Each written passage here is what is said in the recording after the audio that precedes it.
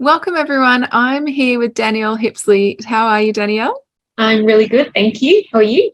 Good, good. I was looking forward to bringing you on because we share like a really quite similar background in a lot of different ways. And so I know when we first connected, we just had so many things in common. And I know that for people listening to this, they're probably going to have a lot of things in common with you as well. So I'm really looking forward to just like diving in and like having you share a little bit about your career journey and your business journey to date. So it's lovely to have you. I'll give you a little bit of an intro just so people have an understanding of who you are and the background that we're actually talking about. Because you've had over 15 years experience in the human resources space. You're also a career development coach and you're a people manager at Coles. So thanks for being here. Thank you for having me. Yeah, you're welcome. I'd love to know, some people say all different things about how they first got started in HR or recruitment. I know for me, it was really, really common to say that it just kind of fell into recruitment when I got started and then moved into more HR roles. But for you, how did you first kick off your career in HR and what was that like for you?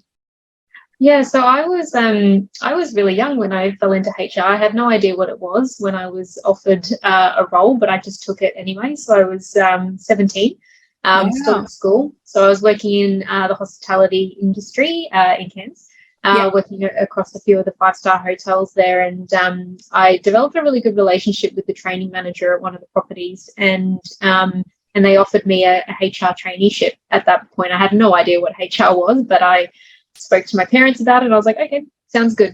And that's how I started in HR there on a traineeship. Fantastic. And what kind of aspects of HR do you really enjoy? Like, what are some of the things that maybe you first got into and then you kind of expanded in your career from there? Yeah. What was that like for you? Yeah, so I mean, my roles over the past 15 years or so have mainly been HR generalist roles with a few industrial relations focused roles as well, which I secretly enjoy as well. But the business partnering is probably my favorite, which are majority of my roles where you're really, working hand in hand with the business that you work for, and you're a genuine partner to them from a P&C or HR perspective. So that's what I enjoy the most. Yeah, brilliant. And so you're now into doing some coaching as well. And so how did that develop for you and in your career as well? What was that sort of like when you first sort of thought, okay, now I'm going to really look down this coaching avenue a little bit more? Yeah, so it kind of just, I feel like I fell into it. I mean, you would know being, in HR, you tend to, you're a mentor, you're a consultant, you're a coach, you're a, manager. So you kind of wear all these different hats in your role in HR and a business. But I did a course through coaching through IECL. Yeah. An accredited coaching course. And as I was doing the course, I've never felt, when they say, find your passion. And I've heard people talk about, finding your passion and what does that mean and I probably had never clicked to it. As soon as I had done this and I realized you could actually do this for a living, I was like, how have I not known about this earlier? So was I doing it in my role? Do I do it every day? Yes.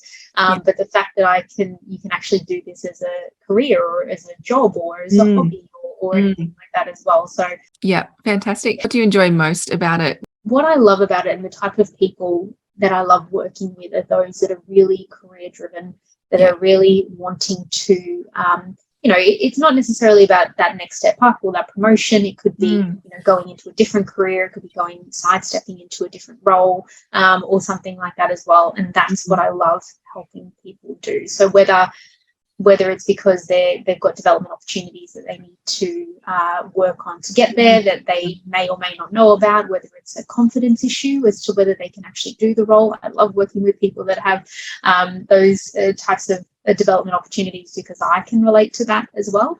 And I love the output of it. I love when you're working with a client, whether that, through my coaching or in the business, and they have that aha moment that they didn't realize. That is just the best feeling as a coach or as a HR professional. Yeah, brilliant.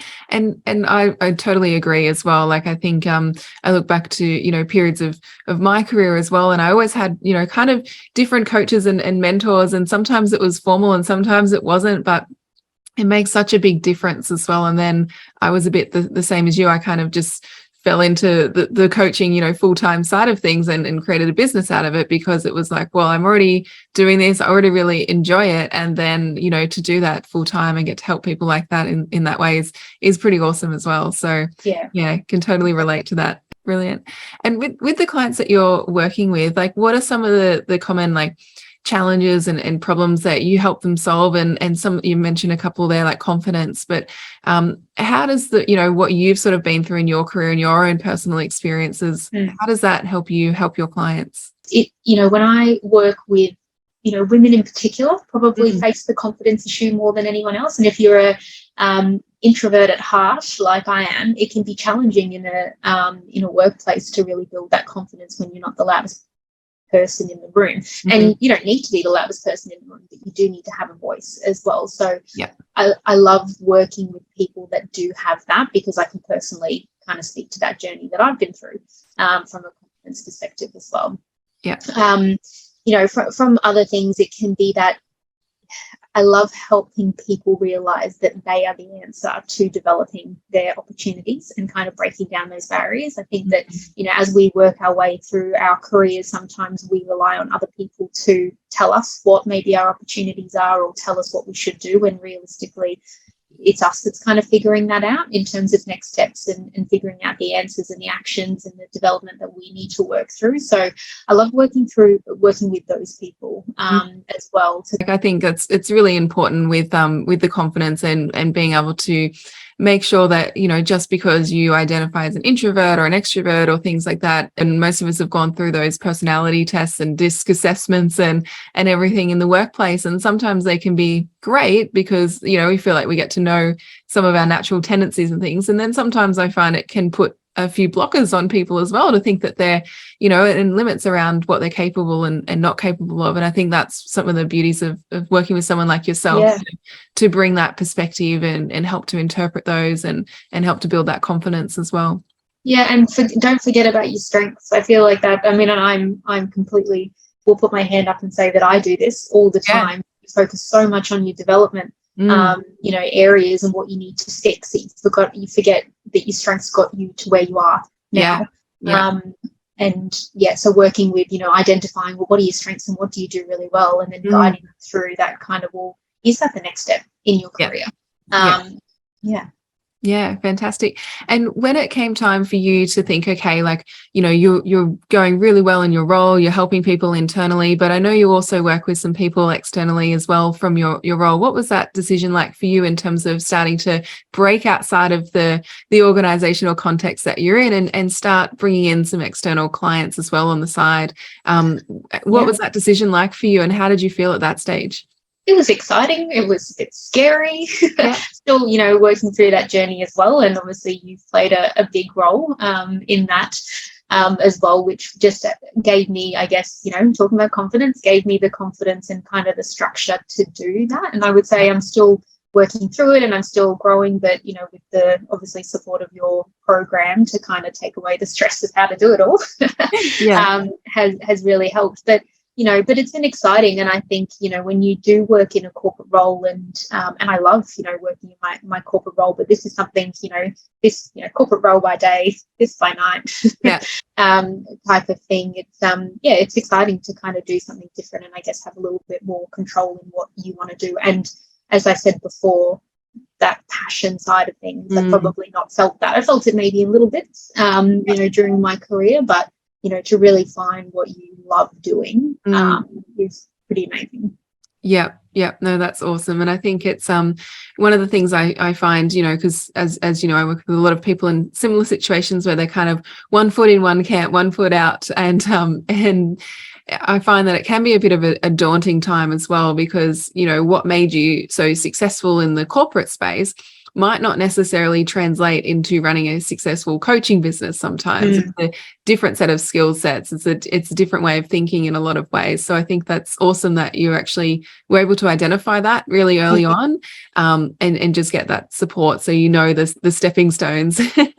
Of how to get there. And I think, if you do make the choice to continue working in your corporate role and doing, the coaching on the side as well, you can do it. Is it it hard? And, do you have to juggle a few things? Yes, absolutely. But you definitely can do it until you're at that point where you want to choose one or the other, or continue doing both potentially. Yeah, exactly. So yeah, there's no right or wrong with this. It's just sort of everyone has their own different levels of success and what that looks like. And the whole idea about it is being able to actually just carve out your own career and build out the kind of business that, is a lifestyle business as well, that can fit in with the life that you want to create for yourself as well.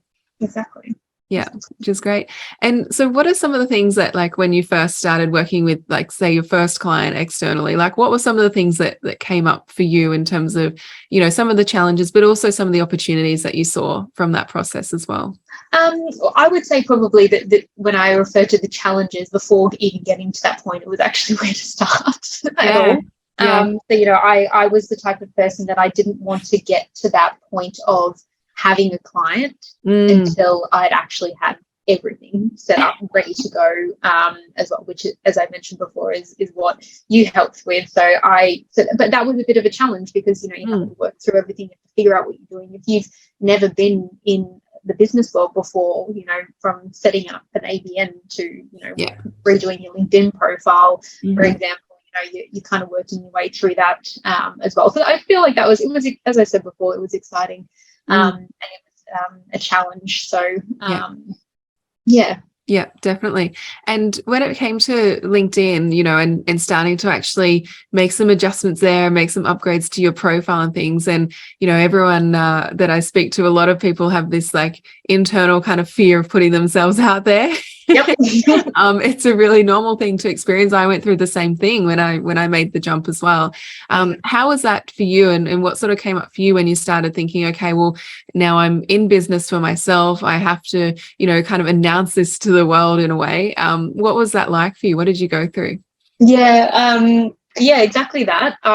Even something as simple as, putting some of the headers in the LinkedIn profile, like, human resources leader, things like that. I was so uncomfortable with doing that because I naturally, don't sell myself. That's not been something that I've done. So I feel like even something as simple as that to, when you're really writing out your LinkedIn profile to kind of sell you better. That was definitely a challenge. And even the posts that I've been doing. So I haven't got to doing videos yet. We'll tackle that in the future. But even just doing posts, that's a big thing because I'm not a big social media poster either. So but I've been doing it, and it gets easier, which is what you said it would do. But it does get easier to do it. So you're saying I was right, Danielle? You were right. I just have to hear it again. Yes, you were right. That's awesome. And I think that's, a really, really great step for anyone to make is actually just, it's always going to feel uncomfortable at some level in business. And even, as your business grows, there's new levels. And, from your coaching and the clients as well, like every level you reach, there's a new level of your comfort zone. And we've heard of all of those sort of cliches before. But I think it's awesome that you're actually just being practical and taking the steps and getting yourself out there, because it's really the only way that you can do it. Yeah, definitely. And it can be for so many different reasons. Like LinkedIn is this massive platform. So it doesn't, it can be for business, it can be for corporate, it can be for anything. So you can see that it is evolving over time in terms of what people are posting and what they're using the platform for as well. So, absolutely. I remember when I first got started on LinkedIn, like it was really, you had a profile and you just didn't do anything with it. Or, I used it in my role in HR and recruitment to recruit people, but I never really looked at my own profile, or I never really spent any time to actually share any activity on there from my side. And now the game has completely changed, so it's really interesting to watch. And so looking forward, like in the business, now that you've got all of your ducks in a row, and you're able to sort of, establish things, because I think it's important that, when you do launch, you want to launch in the right way as well. You've got a professional reputation that you want to uphold, and you want to put your right foot forward in the marketplace too, and find that balance of getting that momentum and that speed as well, rather than just getting stuck in the perfectionist trap, which a lot of people can. So what's the next steps for you, and what does, if we look over the next 12 months, like what are you most excited about, and what what are you really wanting to achieve, in your role and in the business as well? Yeah. So I'm excited about a few different things. I think, both corporate and business, to be honest, in terms of my career, and also from a coaching perspective, I am excited about what that's going to look like as well. And, as I build out my brand, I guess, as a coach, and meeting new people and helping, new people. And as I said, that passion side of things, unlocking people's talent and potential and that side of things, is what I'm really excited about and looking forward to. I'm not, I'm kind of in a very fortunate position that I'm not in a rush, I guess, for anything. So I'm kind of just able to look forward to the future and work on things at my pace and build up my brand on LinkedIn, doing my posts and things like that. And and getting more, working with more people. Yeah.